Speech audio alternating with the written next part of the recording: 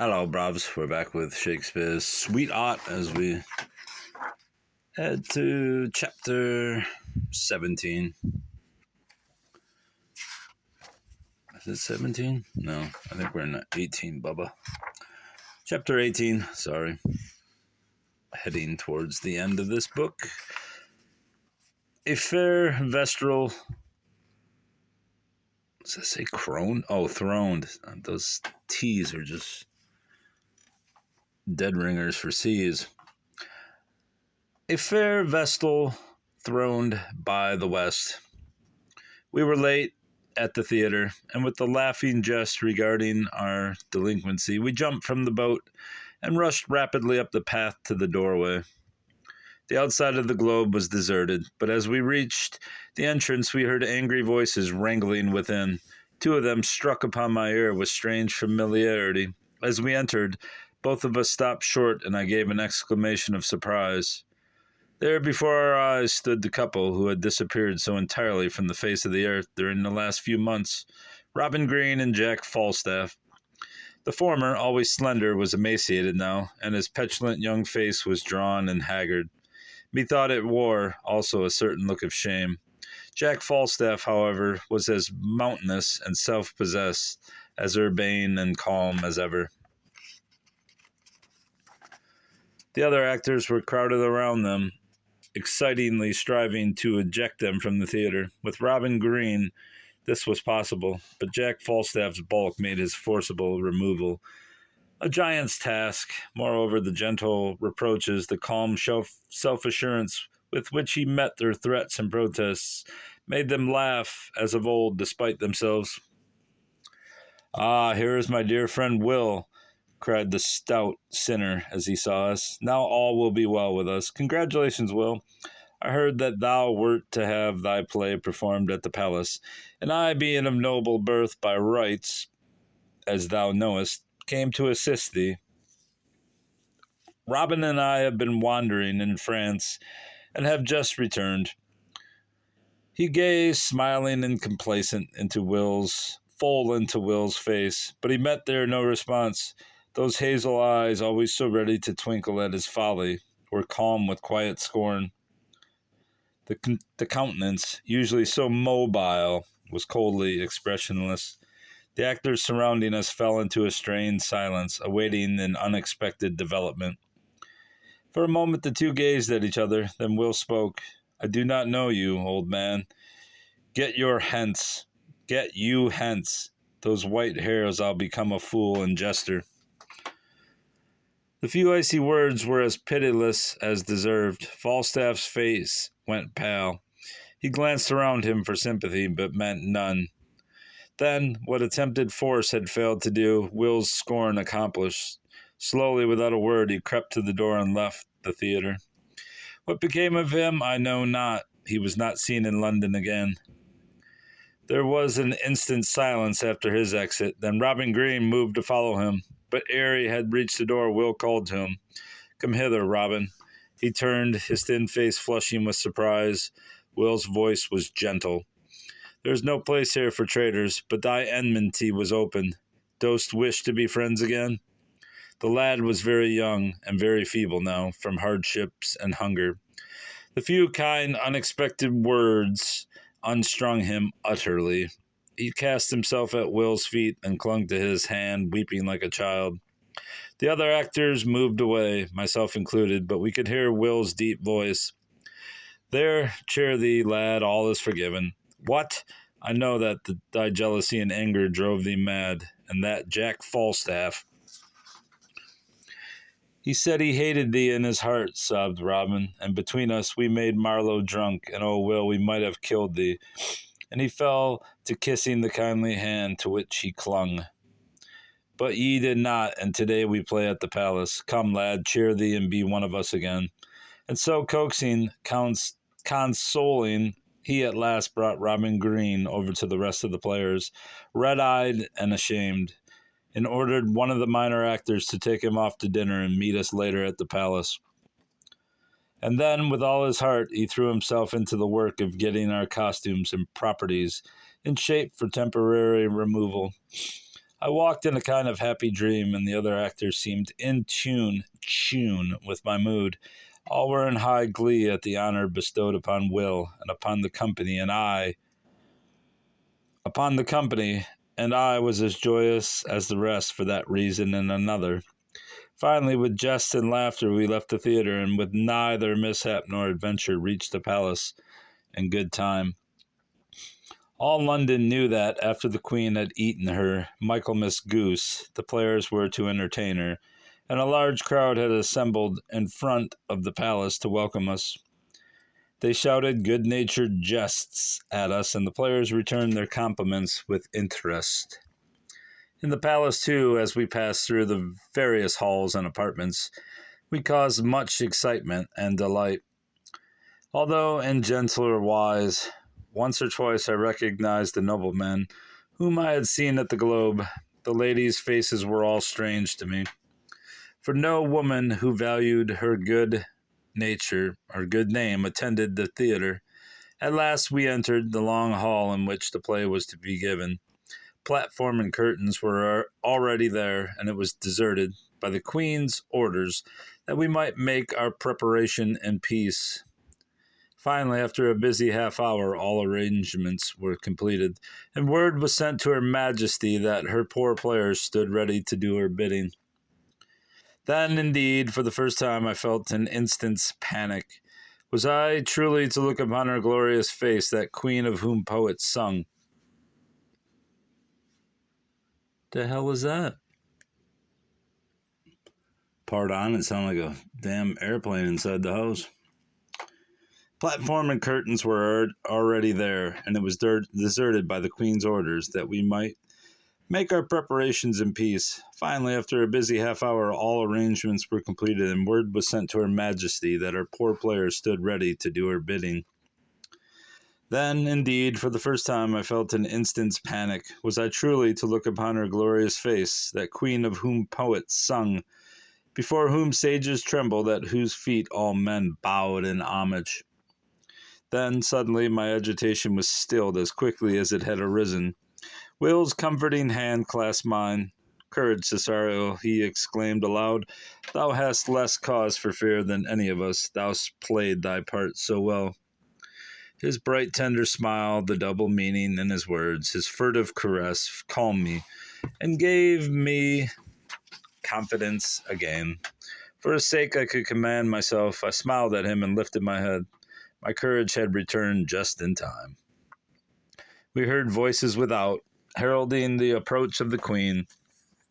An instant later, the heavy doors were flung wide, and through them swept a glittering throng of courtiers. Or is it courtiers? The players peeped through the curtains and beheld the gay multitude take their places. The costumes of both men and women were gorgeous, the jewels magnificent. So noble an array of handsome men and beauteous women I had never seen before, nor ever would again. Will, standing by my side, named some of them to me in a whisper. Yonder was Sir Philip Sidney, England's idea. There was Sir Walter Raleigh, gentleman, adventurer, and friend of Edmund Spenser, the poet, now in Ireland. Beside him stood the Earl of Essex, fiery and impetuous, whom rumor said the Queen loved well. There was Leicester, too, another who sought her smiles, and Burleigh, pompous and self-contained. That slender lad was young Francis Bacon, who was actually William Shakespeare, I believe. Although others contend he was not. He scorned plays and players, but came hither from policy, because Her Majesty loved them. That fair lady was the Countess of Pembroke, Sidney's sister, and yonder. His whispered gossip came to an abrupt close. The courtiers, with one accord, bent low their heads, so did the players. Though hidden by the curtains, there was a cry of "Long live the Queen!" Then through the midst of that glittering obescent crowd, she came, moving slow and stately. Her rich satin robe surpassed the numerous, magnificent gowns around her. Her many jewels flashed a little world of light. She held high her haughty, warm-hued head, and walked with conscious grace. So she came, through the light and the color and the homage that she loved, and reached at length her place, stood there an instant, then sank into the carved chair that awaited her. The court also seated themselves about and behind her. So she sat, imperious and brilliant, the slender woman who held all England in the strong white hand that lay idly on the chair arm, the sovereign and mistress of many loyal hearts, Elizabeth, our virgin queen. Courtier said something to her as she seated herself. I did not catch his words, nor the reply, but it must have been a sharp one, for he looked much discomfited.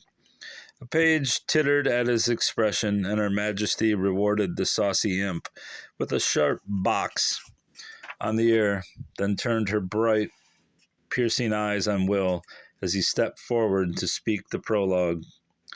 Thy name, master player, she called out suddenly as he made his bow at its conclusion and was about to retire. Will told her, bending his knee. Will Shakespeare, she repeated. Rise, Will. 'Tis my will that thou should do so.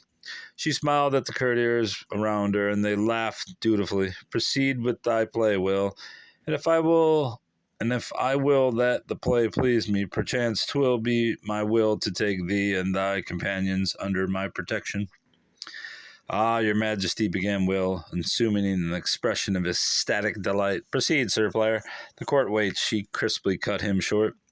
The combat between the rival Montagues and Capulets and the succeeding scene followed. When it ended, we heard sounds of applause led by the Queen, and the soft silvery comment of women's tongues rising above the deeper accents of the men. That pretty murmur was strange to me, accustomed to the entirely male audiences at the Globe, always as rough in their manifestations of approval as of disapproval. The play, so auspiciously begun, continued smoothly, rapidly. I have had sadness in my life, but also many happy days, thank God. Methinks when I say so, I thank Him both for the sorrow and the joy. And of all the glad remembrances I have locked within my memory, there is none more delightsome than that afternoon at the palace, when, my sex unknown, I played a double part before the Queen and the court. And those love scenes with Will, formerly such torture, what delight were they now? The later ones of pain and death alone were not ours. It seemed, that bright day, that they could never be. And yet, if so, let love devouring death do what he dare. It is enough I may but call her mine. So Will, as Romeus cried with passion, thinking of me, I knew, and in my heart the words devoutly were echoed. The duel scene was difficult for us all. I was not on the stage, but standing at the side I saw on Marlowe's brow great drops of sweat, quite unwarranted by his exertions. Robin Green, beside me, for he had no part in the play, of course, groaned and hid his face in his hands. Marlowe indeed fenced so carefully that he had to be urged to put more spirit into the duel, that it might not seem a farce. At length, however, the trying scene was safely concluded, and there began the entirely new part of the play.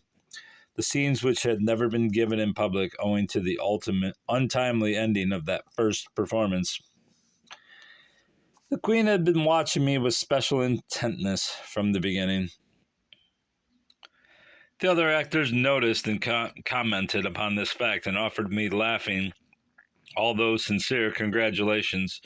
Her steady gaze made me slightly uncomfortable, for my part was no more important than Will's, yet she did not look at him so constantly. When at length Juliet drank the friar's potion, I was alone upon the stage, and just as I lifted the phial to my lips, the Queen's intent gaze met mine again. I stammered a little over my part in sheer embarrassment and almost dropped the tiny bottle. The play drew near its close. Juliet lay sleeping in her death-like trance, and Romeus came to take his last farewell. In the corpse-like rigidity of my attitude, I could not see the audience, but I felt the Queen's bright, steady eyes still upon me. A few moments later, while I searched for Romeus's dagger, I noted that her gaze yet intently followed all my actions. Romeus and Juliet, the star-crossed lovers, lay at rest. The play was ended, the curtains were drawn together, and the babble of applause and conversation that followed, we heard the Queen's voice speaking distinctly. Where is Will Shakespeare? Where is Romeus?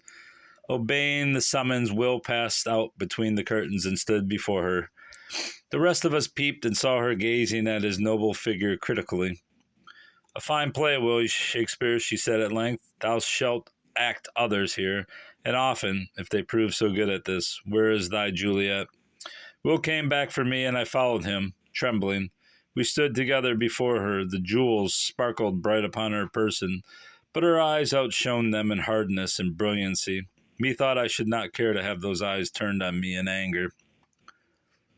Yet withal there was a certain graciousness about her, an air of majesty and charm which made me dimly understand at that moment why she could draw such men and women around her. I knew now why she had excited tributes of loyalty and devotion so passionate from men whom no bribes could have forced to adulation. She gazed at us both an instant with that bright, penetrating gaze, then nodded to a courtier. Clear the room, she said imperiously. Your Majesty, the nobleman faltered, thinking he misunderstood. Clear the room, she repeated, of all, of courtiers and players alike. I would speak to Romeus and Juliet alone. In a few moments her command was obeyed. The long, stately apartment was empty save for us three. The Queen sat there, looking at me as she had done in the play. I trembled, wondering what her steady gaze meant. I never dreamed of the truth. At length she spoke. What means this? A maid disguised as a man among players? With a surprised exclamation, I was bathed in blushes as in a flame. I stood there, my head drooping. Will gave a low, amused laugh and put his arm around me. We might have known it was impossible to deceive your Majesty, he said tactfully, holding me close the while. I am the only player who knows Juliet's sex. Your Majesty's eyes are keen. But why is this? The Queen persisted, although her face relaxed somewhat at Will's subtle flattery. 'Tis a scandal, were it known, master player. Nay, then, replied Will readily. You shall have the tale, your Majesty, and it please you to listen. You will find it another play indeed. Then, briefly, softly, eloquently, he narrated our love story, as I have striven to write it here. But how infinitely more touching and tender it was on his lips. 'Twas a tale, as he told it, to melt any woman's heart.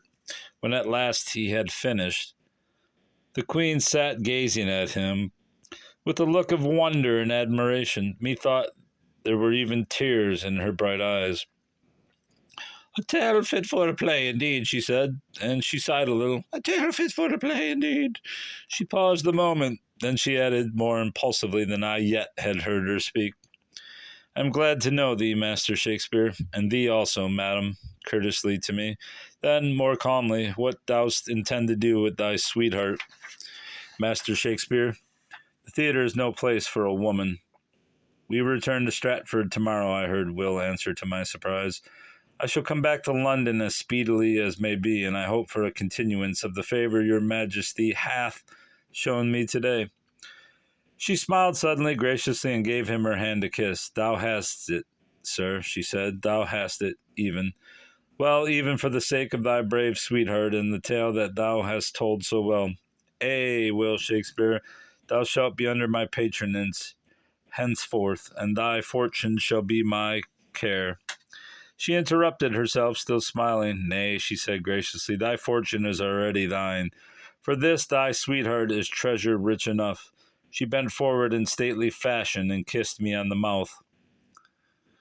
There, Mr. Shakespeare, she went on, thou canst say until thy dying day that thou bearest the Queen's kiss upon thy lips. Go back to Stratford with thy husband, and let thy trust in him henceforth be perfect.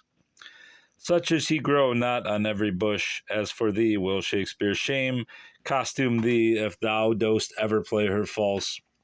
Soothly, methinks ye have proved to the full each other's love and truth. Nay, thank be no thanks. The play is well ended. Call in the court, Master Shakespeare. All right. That's all, brovs. Until next time. Goodbye, goodbye, goodbye.